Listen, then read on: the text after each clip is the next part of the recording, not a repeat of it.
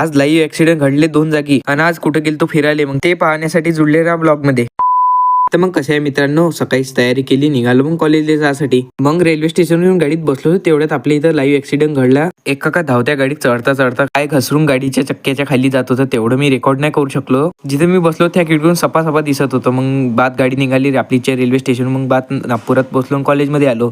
इकडे सोबती बसल्यात, मग बसलो त्याच्याच पाशी काठानं. मग डबा खोला बसलो जेवायला. लेक्चर केलं, मग निघालो रेल्वे स्टेशनवर यासाठी. मग इकडे रेल्वे स्टेशनवर आलो तर इकडे गांजा विकण्यावाल्यावर छापेमारी चालू होती. दोघा तिघा रेल्वे पोलीसवाले मग पकडून नेलं. इकडे मग गाडी आली, गाडीत चढलो. बापरे भरपूर भीड होती आज गाडीत चढलो. मग 10 मिनिटात गाडी निघाली रेल्वे स्टेशनवरून. मग इकडे या काकाला पाहा ना, या काका एवढ्या गर्दीतही चांगला मस्त पालकट मांडून इथं बसलो होतो. आम्ही तरी कसे तरी दाटून चिपून कसं तरी उभं होतो, त्याच्यातही ह्या मस्त पालकट मांडून बसला होता. काय म्हणा यार, लोकायला भलतीच आलिशान लोक आहे. थोड्याच वेळात मग आपल्या गावात गाडी आली. मग निघालो घरी यासाठी. संध्याकाळी तयारी केली, मग मित्राला घेऊन निघालो. बेलोण्याला झाले. बेलोण्याला चालू आहे 7 दिवसीय रामकथा आणखी महाकुंभाचे आयोजन केले आहेत. मग बेलोण्याचा ब्लॉग बघायचा असेल तर पार्ट 2 नक्की बघा.